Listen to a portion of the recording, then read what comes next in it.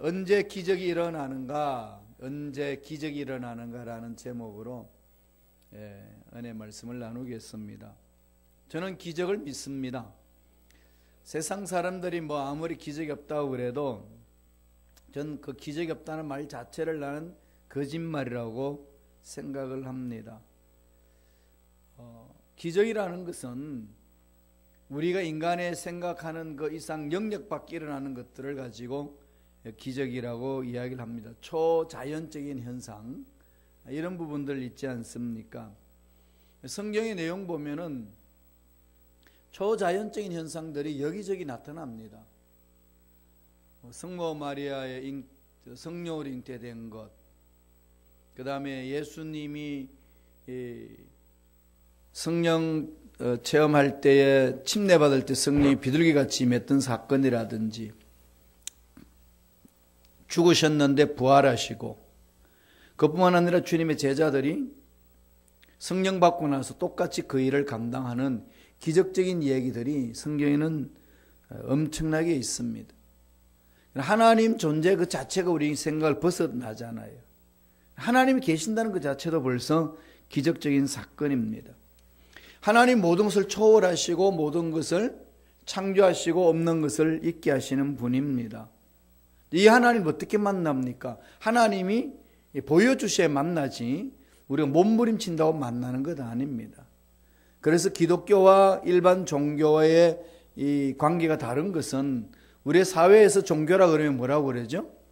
인간이 갈고 강구하고 열심히 돌을 닦아서 신을 찾는 것, 이게 종교입니다.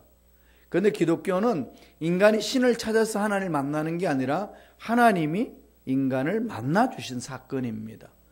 엄연히 다른 거죠. 그래서 기독교는 종교 테두리 안에 들어갈 수가 없습니다. 그냥 하나님이 주신 생명이고 하나님의 계십니다.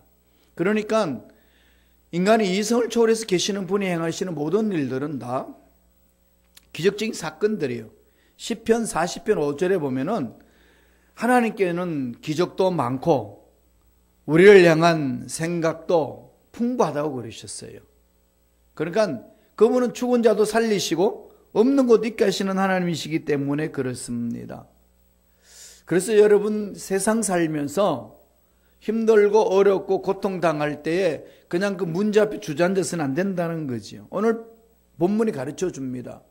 초대교회 베드로가 성령 충만하고 말씀만 전했다 하면은 막 사람들이 가슴을 치면서 예수 믿겠다고 결심하고 달려들었습니다. 그러니까 세상에 소문이 나지 않겠습니까? 이렇게 되면은 유대인들의 관료인들이 위험을 느낍니다.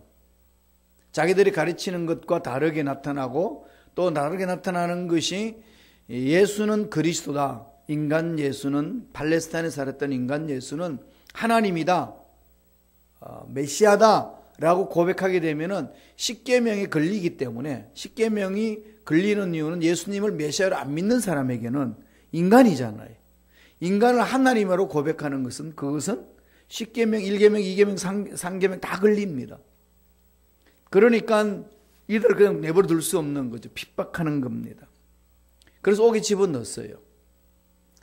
복음을 전하다가 옥에 갇혔습니다. 감당할 수 없는 거죠.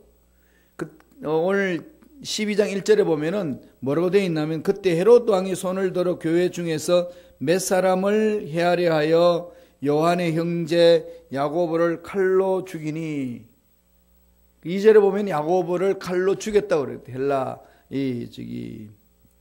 헤롯 왕이 순교를 당한 거죠. 잡혔다면 순교를 당한 겁니다. 베드로가 잡혀가지고 감옥에 들어있어. 그러니까 베드로도 눈만 뜨면은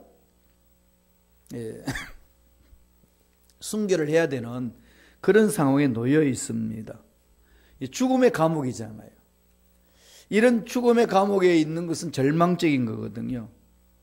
이런 절망적이 있는 상황성 있을 때에 베드로는 구출됩니다. 어떻게? 하나님 기적적인 사건이죠. 어떻게 하나님은 성령님을 보내주셔서 기적적인 사건을 일으켜 주실까요? 저와 여러분들이 이 세상 살면서 이 어려운 문제 있고 절망 같은 상황에 있을 때 어떻게 벗어나야 되는지를 보여주는 말씀입니다. 베드로는 어떻게 구출되는 걸 가르쳐 주나요? 언제 기적을 체험했나요? 첫째로 교회가 합심하여 기도할 때, 교회가 합심하여 기도할 때 그 기적을 체험합니다. 5절 한 번 더 읽어볼까요? 다 같이 한 목소리로 천천히 읽습니다. 베드로는 옥에 갇혔고 교회는 그를 위하여 간절히 하나님께 기도하더라. 이 베드로 미워하는 사람들은 잘 됐다, 그냥 꽃쓰다 처박혀서 고생해봐라 이러겠어요? 교회는 뭐라 그럽니까? 교회는 그를 위하여 모였다는 거죠. 막 복음을 전하다가 막 김 목사 감옥에 갇혔어. 아이고 김 목사 잘 됐다, 그냥 한번 고생해봐라 이러시겠어요? 교회 공동체 어떻게 하죠? 그를 위하여 기도하는 거죠. 그를 위하여 간절히. 그럼 문제가 있으면 가정에는요 뭉쳐서 기도해야 돼. 그래서 기도 일꾼들을 통해 가지고 기도를 요청도 하고, 이게 정말 절망 같은 상황을 놓이면은 이 내 기도 문제가 바깥으로 나간다 안 나간다 이게 중요한 거 아닙니다. 그렇잖아요. 무조건 이 기도 문제 해결돼야 되는데. 그러니까 베드로가 감옥에 갇혀 있으니까 초대교회에서 한 일은요 뭐 했어요? 기도했어요. 이거 우리 삶에 있어서 문제 있을 때 이걸 마음판에 새게 되죠. 기도로 출발해야 됩니다. 모든 것을 기도로 풀자. 이건 가슴에 팍 새겨놔야 돼요. 베드로가 이 구출됩니다. 구출되고 나서 집을 가는데 집에 가보니까 그 모여있는 사람들이 뭐 하느냐 하면은 기도를 해요. 볼까요? 12장 12절에 읽지 않았습니다만은 다 같이 한 목소리 읽겠습니다. 깨닫고 마가라는 요한의 어머니 마리아의 집에 가니 여러 사람이 거기에 모여 기도하고 있더라. 기도하고 있더라. 순범식 가옥에 2025 프로젝트를 던졌으면은 뭐 어떻게 되겠지가 아니라 될 수 있도록 모여서 부르짖어야 돼요.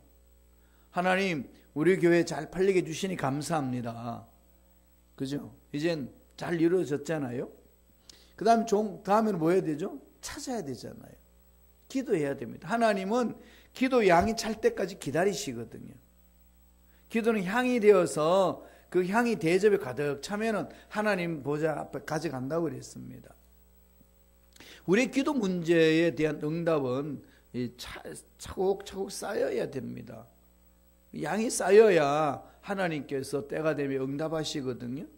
자, 이것을 사람들이 많이 잊어버리는 것 같아요. 뭐 해주시겠지, 뭐 어떻게 되겠지. 이건 아닙니다. 그럼 자꾸 시간만 연기가 되는 거죠. 매달려서 부르짖어야 돼요. 직장에도, 사업장에도, 자녀에도, 가정에도. 베드로 옥에 갇혔다 그러니까 교회가 합심하여 기도합니다.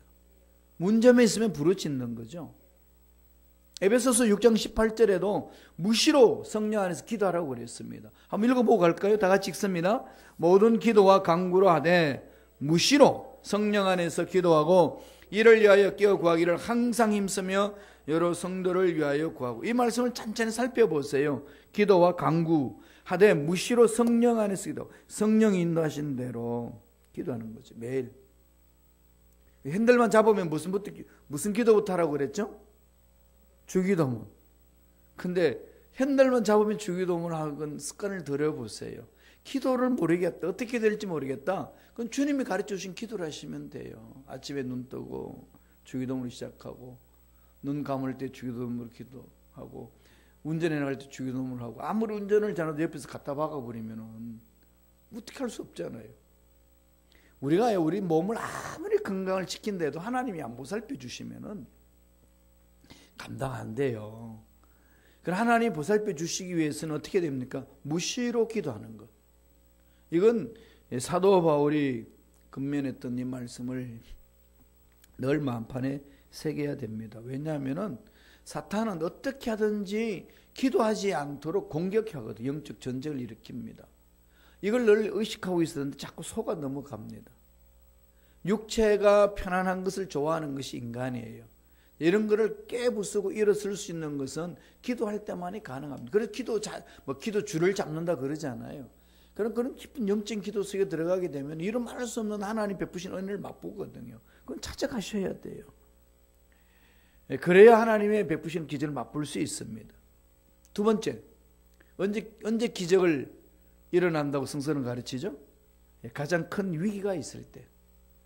가장 큰 위기가, 삶을 살다 보면 위기 오잖아요. 이제 죽었거나가 아니라 이때는 뭐라고요? 기적을 체험할 때로다. 자녀에게 문제가 있고 가정에 문제 있고 뭐 이래도 안 되고 저래도 안 되고 뭐 속수무책인 거 많이 있지 않습니까? 아무리 몸부림쳐도 안 되는 부분들이 이 세상에 절비합니다. 그럴 때마다 그냥 있는 게 아니라 그 문제가 나를 공격해오고 내가 아무리 풀려도 풀 수 없는 그런 문제 있을 때는, 그런 위기가 없으면은 정말로 그냥 두 손 놓을 수밖에 없는 그런 얼음 속에 있는데, 그때는 마음판에 새기셔도 이때가 하나님의 기적이 일어날 때다. 베드로가 지금 감옥에 갇혀가지고요 꼼짝달싹할 수가 없습니다. 지금 헤롯이 화가 나가지고 제자들을 막 칼로 죽이고 있어요. 순교를 시키고 있는데 베드로도 아침만 이 밤만 지나면 순교 당해야 되는 겁니다. 그런 상황 속에 있는 베드로, 어떤 일이 일어나나요? 6절 7절 보세요. 놀라운 일들이 일어나죠. 6절 7절 다 같이 읽습니다. 헤롯이 잡아내려고 하는 그 전날 밤에 베드로가 두 군인 틈에서 두 쇠사슬에 매여 누워 자는데 파수꾼들이 문 밖에서 옥을 지키더니 호련히 주의 사자가 곁에 서매 옥중에 광채가 조요하고 또 베드로의 옆구리를 쳐 깨워 가로되 급히 일어나라니 쇠사슬이 그 손에서 벗어지더라. 할렐루야.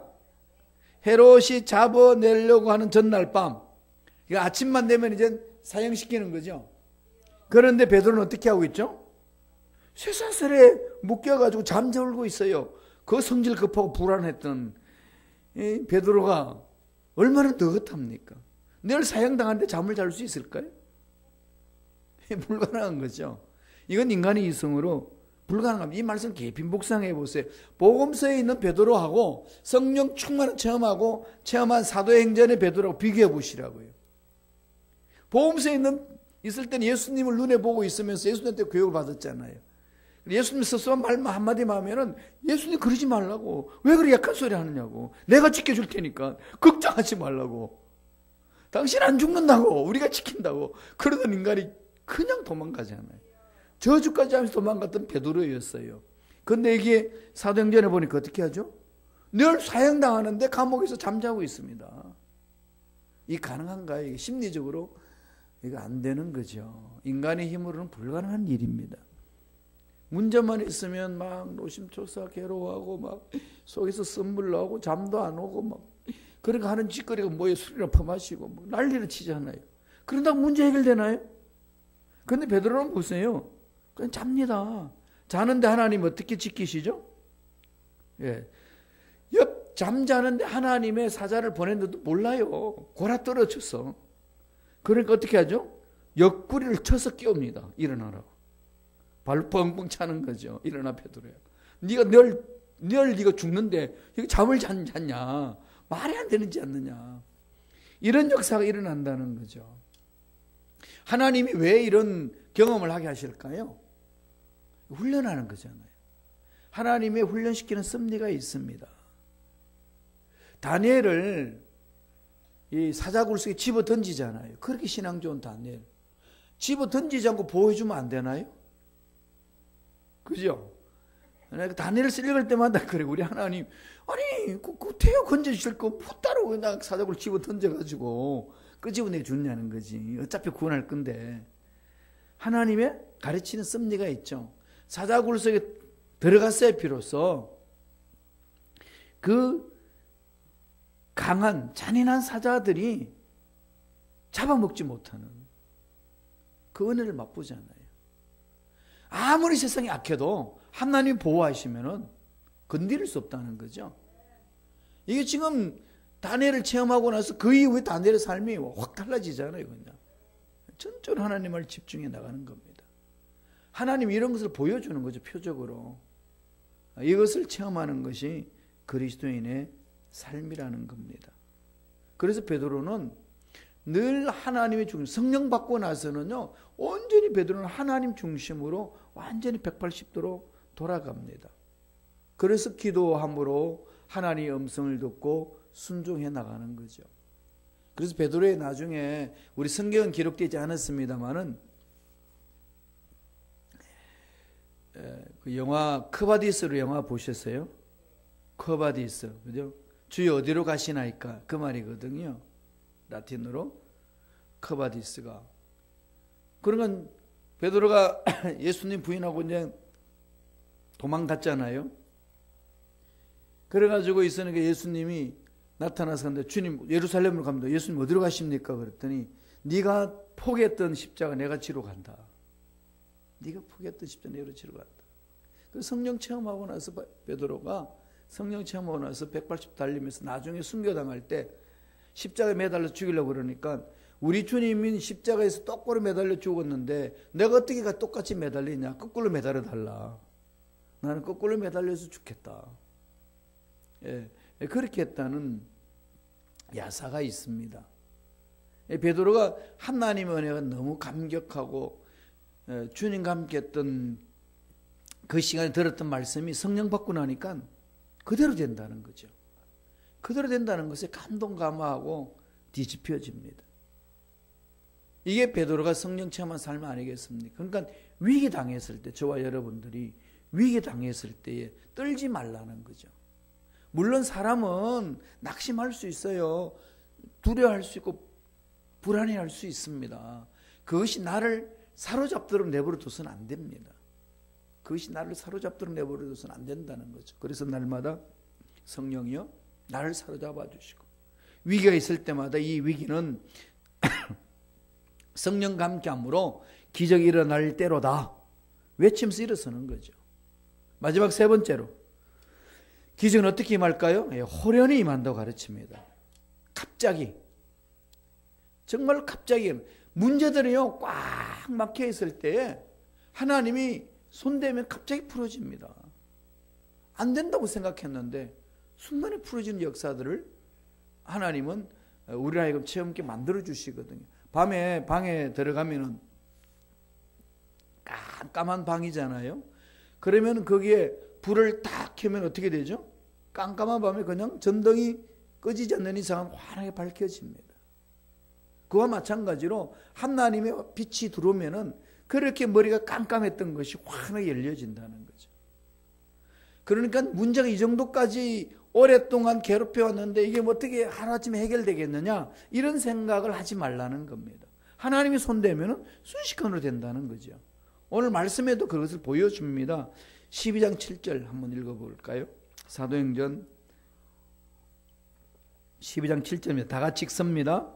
호련히 주의 사자가 곁에 서매 옥중에 광채가 조용하며 또 베드로의 옆구리를 쳐 깨워 가로되 급히 일어나라 하니 쇠사슬이 그 손에서 부서진. 호련히 그죠? 호련히. 예, 주의 사자, 하나님이 보내신 사자.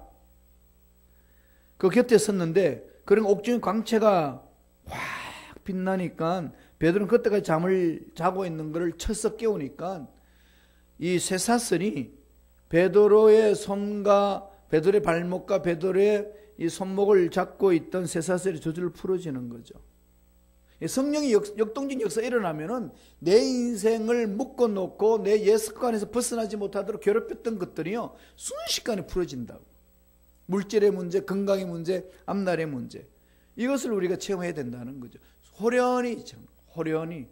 그러니까 여태까지 안 된 거 되겠습니까? 아까도 말씀드렸듯이 그렇게 생각을 좁히지 마시고 하나님이 만지시면 되는 줄로 믿습니다.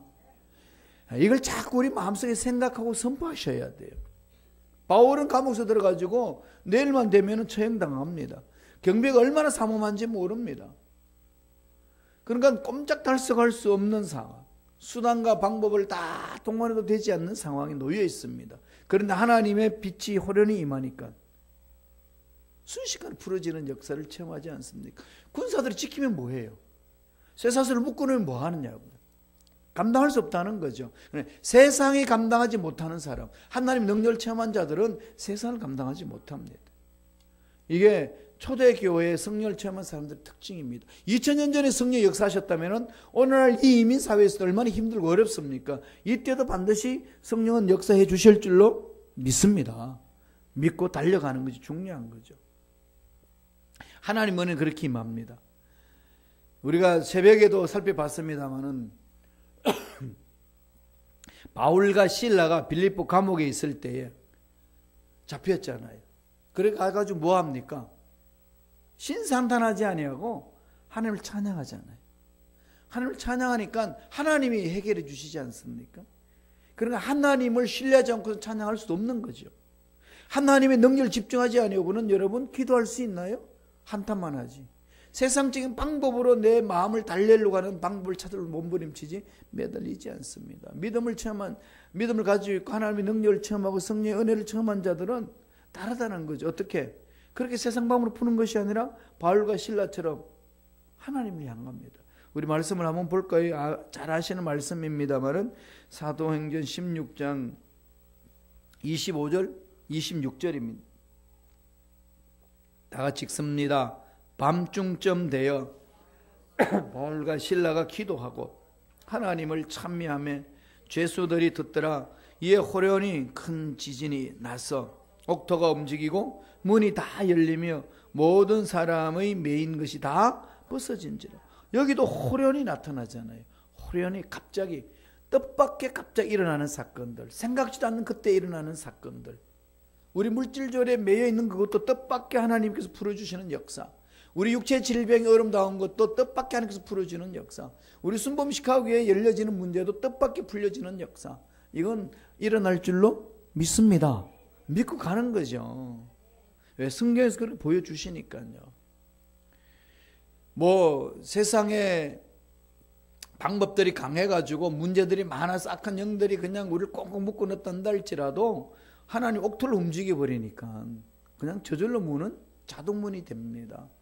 아무리 악한 영들을 괴롭히고 넘어지게 한다 할지라도 하나님의 사랑을 체험하고 능력 더한 자들은 막을 수가 없습니다. 그러나 희한한 거죠. 그렇게 풀려지고 나니까 베드로가 비몽사몽간 체험한 줄 알았습니다. 나중에 풀려나서 보니까 아는 거죠. 하나님의 은혜로다. 여러분 지난 삶을 돌아보세요. 여기까지 왔잖아요. 여기까지 오는 과정 중에 제일 수많은 문제들 많이 있었지요. 지나오고 나니까 어떻습니까? 꼭 망할 것만 같았고 꼭 끝날 것만 같았고 꼭 안 될 것만 같았는데 풀어주시잖아요. 물질도 풀어주시고 먹고 살잖아요. 뭐 까마득한데요. 길이 열리더만요. 제 이야기를 하자면은 독일에서는 늘 제가 말씀드린 학비가 없으니까 대학 보내는데 아무 걱정 없어요. 그냥 먹고 지내면 돼요. 똑같이. 그러니까 뭐 학비 걱정은 전혀 하지 않고 살잖아요. 미국 오니까 그 전혀 고등학교 다닐 때까지는 몰랐어요. 얘가 대학 들어간다고 그러는데 대학에서 등록금이 날라오는데 이 동부는 또 오직 비쌉니까? 이거 뭐 감당 못하는 거지. 야, 너 안 되겠다.